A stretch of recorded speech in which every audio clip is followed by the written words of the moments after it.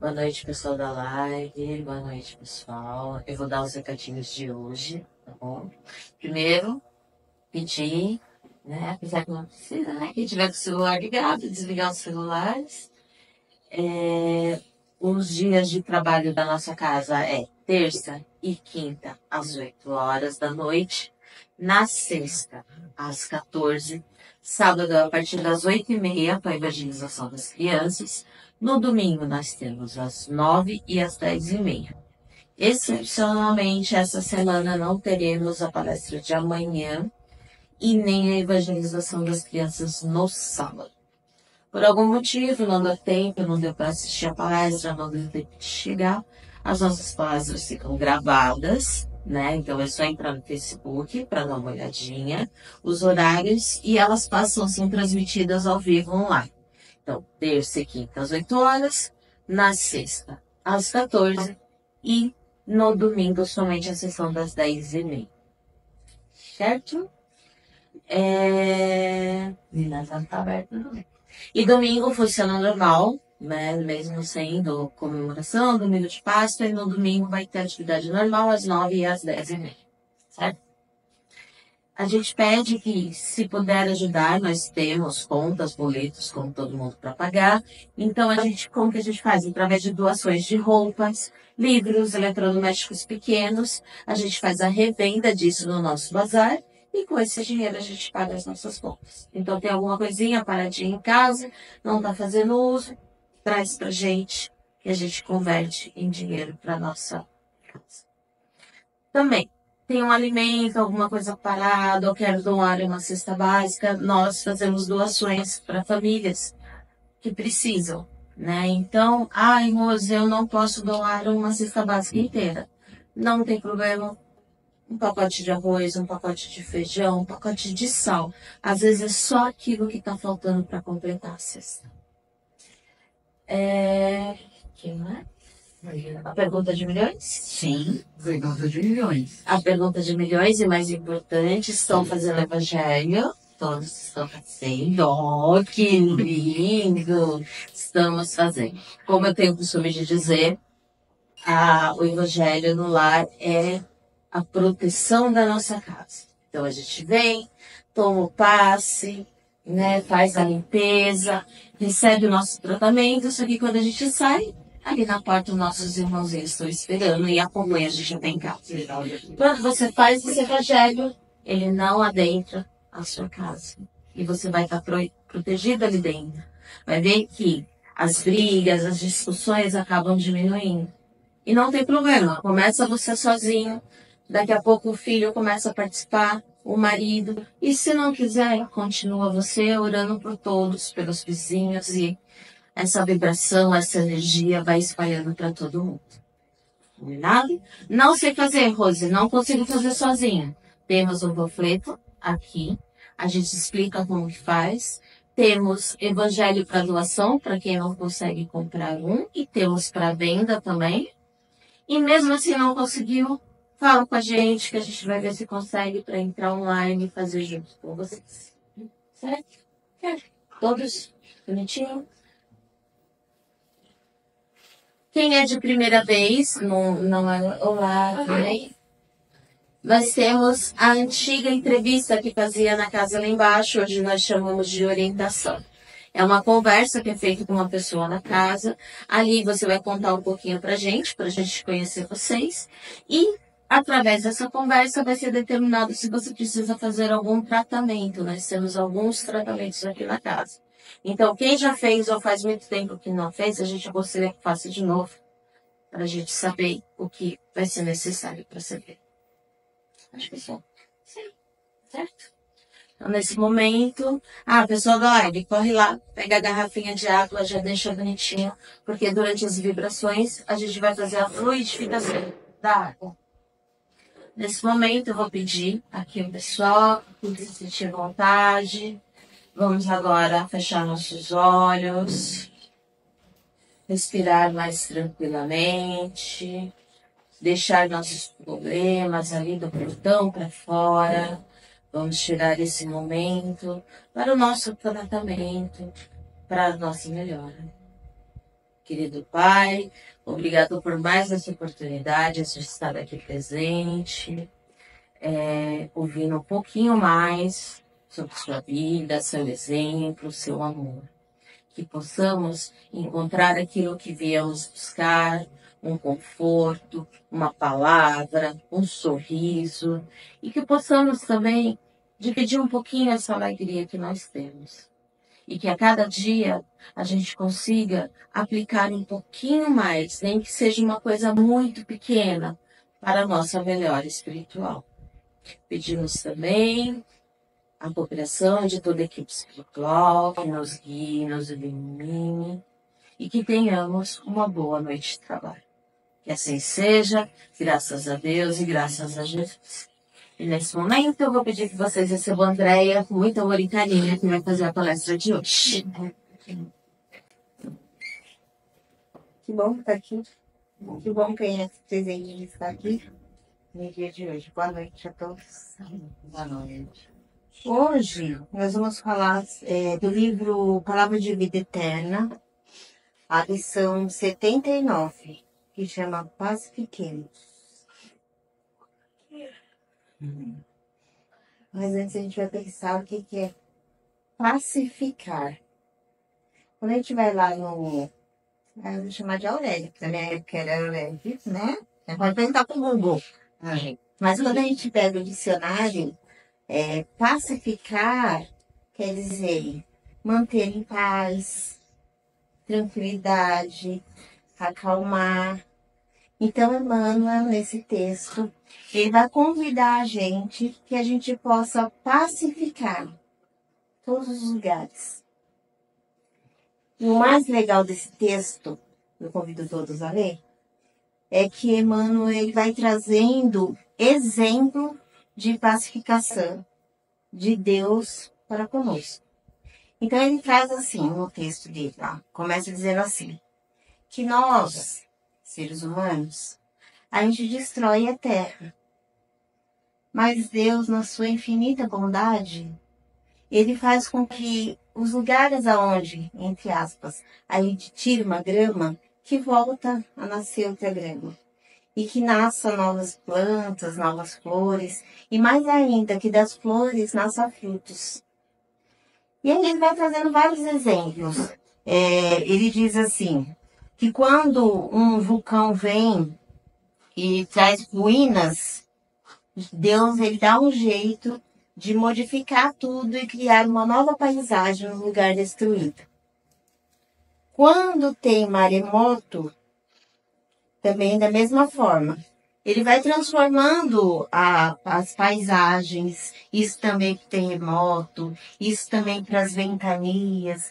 E aí na tempestade ele traz que a tempestade, assim como a tempestade de dentro de nós, é importante a gente pensar sobre essa destruição, sobre essa desarmonia, não só na natureza externa, mas na natureza dentro da gente.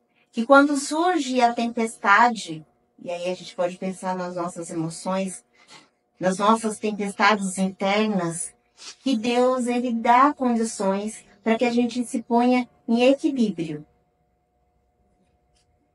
Leia o texto, ele é maravilhoso. E aí Emmanuel ele traz para a gente um alerta, que a gente não se apegue no pessimismo. E aí hoje, véspera da Sexta-feira Santa, véspera da Páscoa, na última vez que eu vim, eu falei sobre Judas Iscariotes. E novamente eu quero trazer esse irmão que trouxe para a gente através de vários espíritos amigos, exemplos maravilhosos de pacificação. E aí essa pacificação, eu volto a dizer, é a nossa pacificação interna. Né? Porque é isso que a gente vai levar, é isso que é a vida. Então, para o irmão X, ou Humberto de Campos, Judas, ele conta, né, que ele estava na minha região de Jerusalém, e ele vê um homem, e ele fica espantado de ver aquele homem ali. Foi bem pertinho ali de onde Jesus foi batizado, João Batista fazia os batismos, né? E ele conta que a espiritualidade falou que aquele homem, de tempo em tempo, nesse período da Páscoa, ele sempre aparece ali. E que aquele homem é Judas. Então, Humberto de Campos, como é conhecido como repórter do além, ele chega até aquele homem e começa a conversar. Você é mesmo o filho dos Iscariotes? Sim. E aí Judas conta para ele que ele era um homem bastante ambicioso, ele era um homem apaixonado pela visão socialista, né? Essa visão humana que Jesus trazia e traz.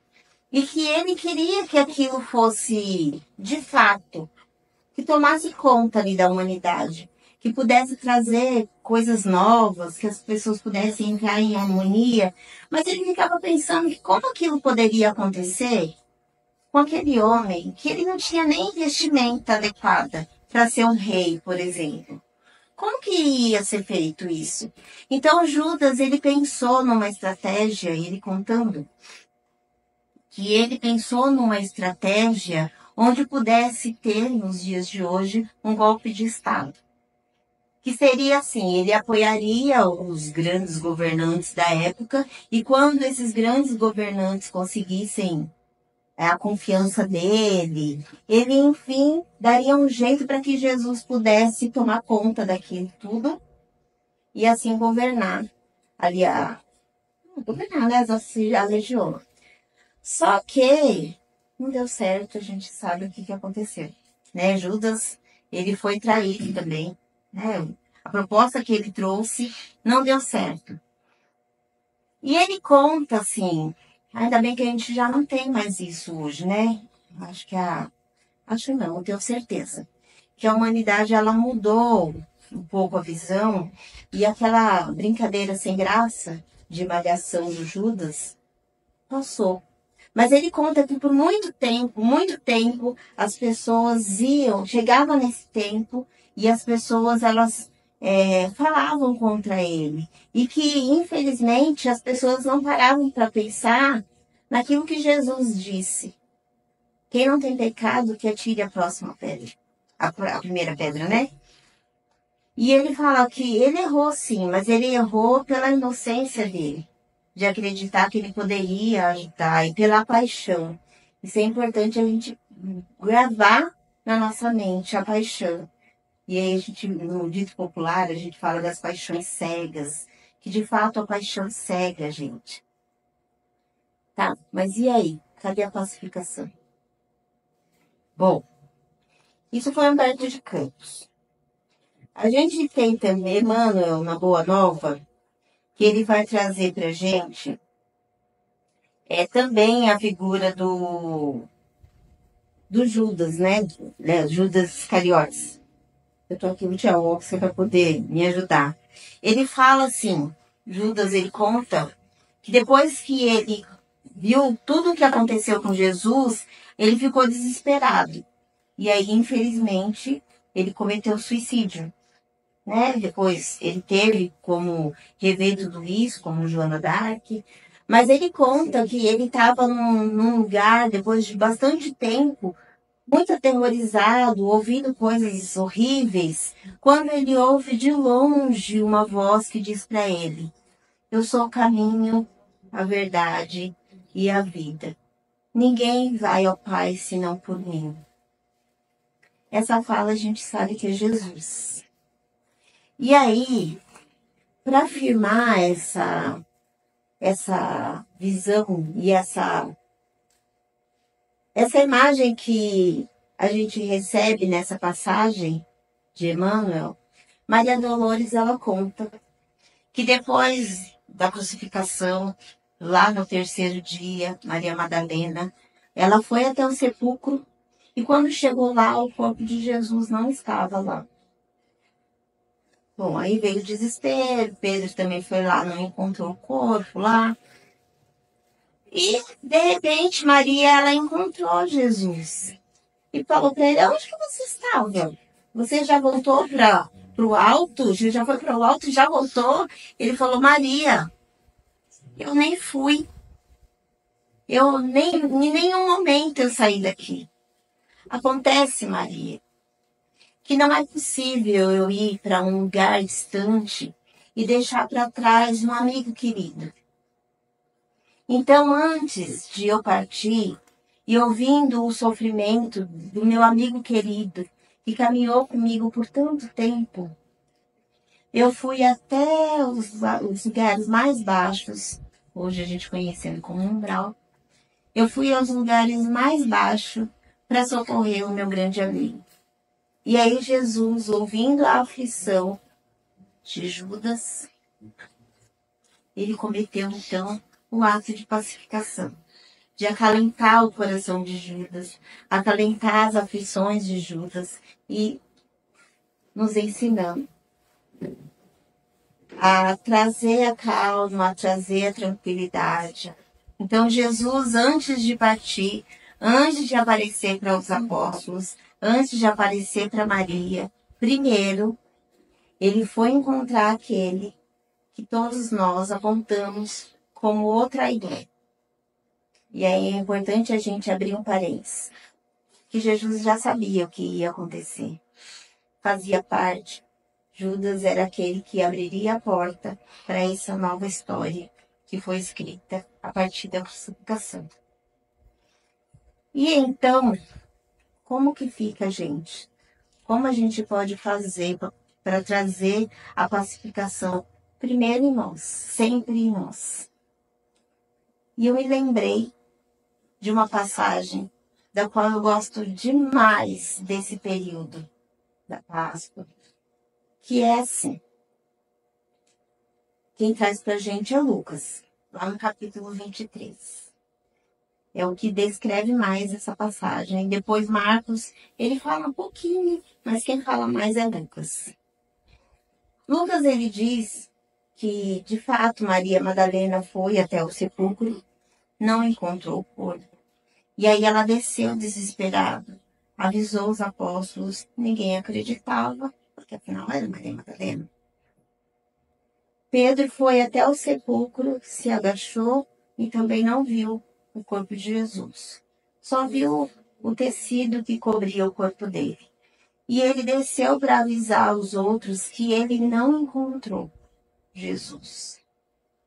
E aí todos que já estavam desesperados pelo que aconteceu com a crucificação, ficaram ainda mais desesperados. Porque onde será que está Jesus?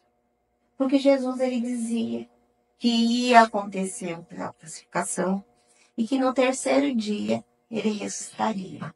Mas cadê? Cadê esse corpo? Como vai ressuscitar se não tem o corpo? E aí eu vou convidar vocês, e eu também, para a gente poder se colocar numa estrada a caminho de uma aldeia chamada Emaús.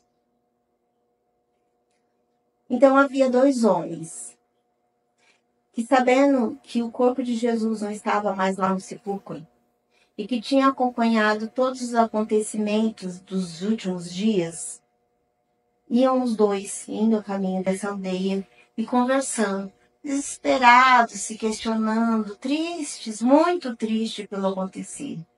Porque todos estavam muito confiantes de que Jesus ia trazer a salvação. Mas ele foi crucificado. Ele não ressuscitou no terceiro dia. Quando de repente um homem chegou perto dos 2 e, ouvindo aquela conversa tão triste, tão desesperada, perguntou para eles: o que é que está acontecendo? Do que vocês estão falando?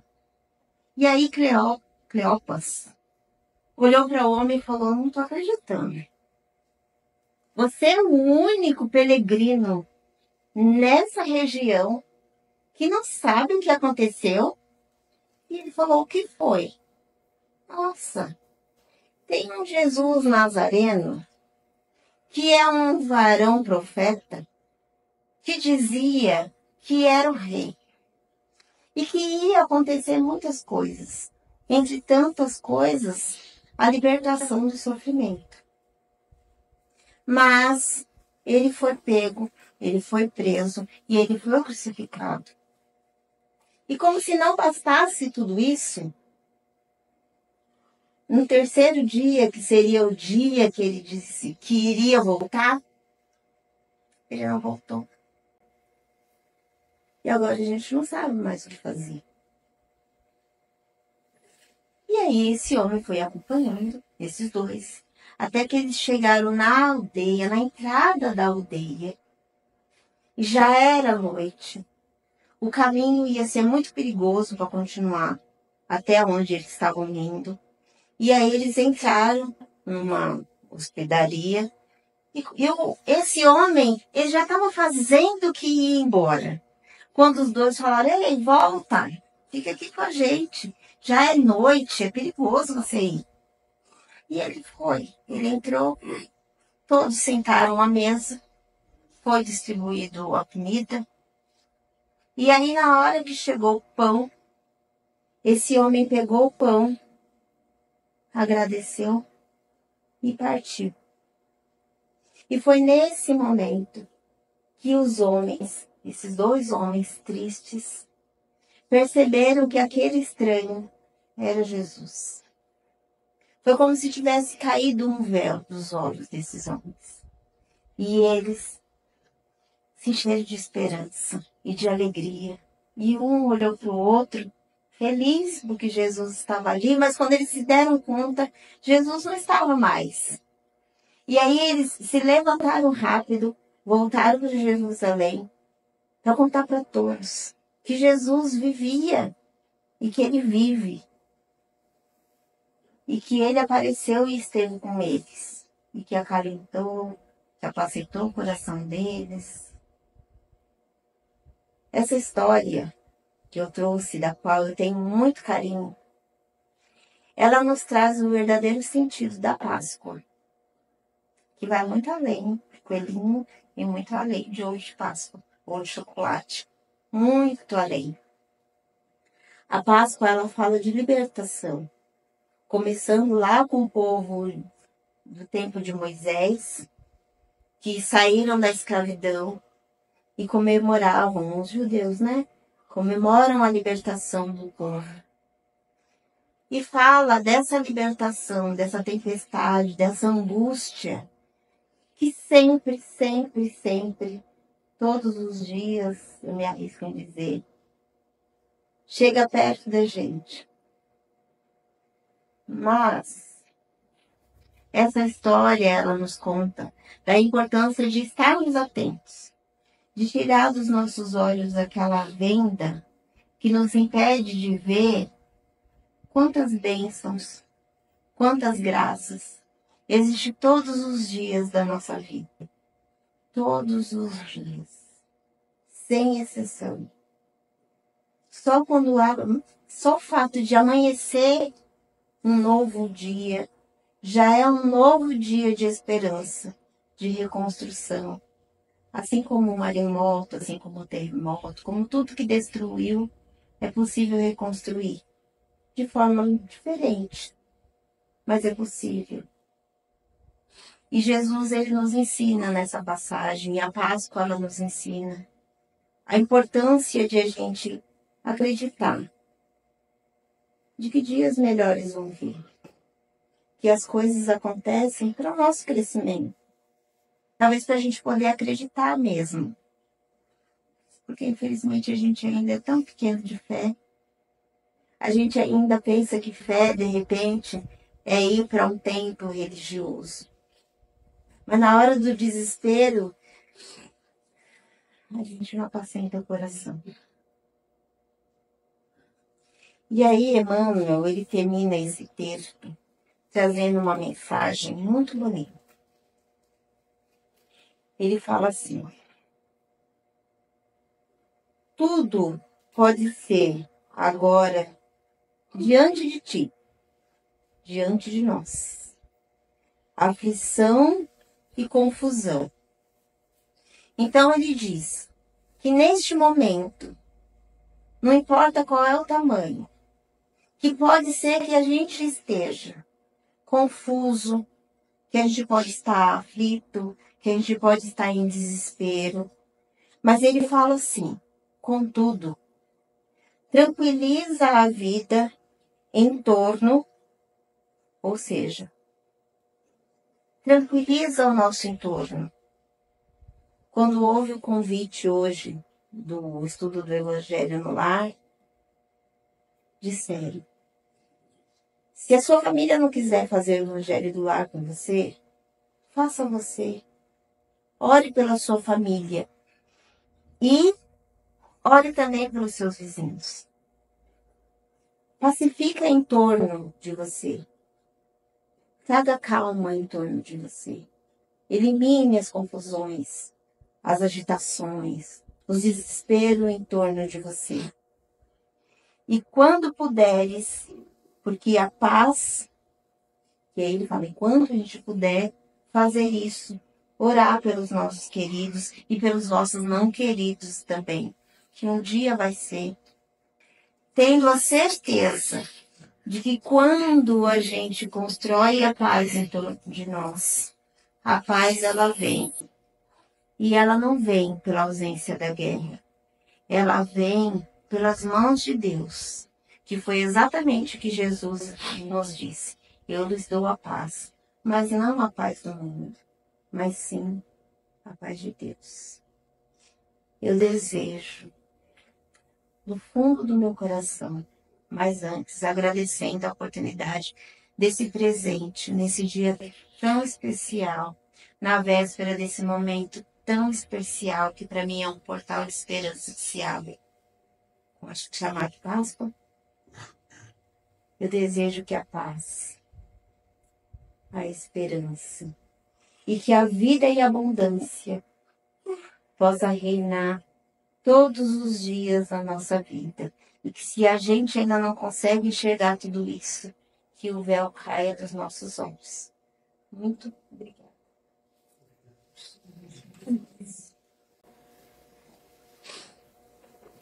Obrigada, Andréia, pela palestra, pelas palavras. Pessoal da live, quem ainda não pegou a garrafinha, corre lá, que a gente vai frutificar agora.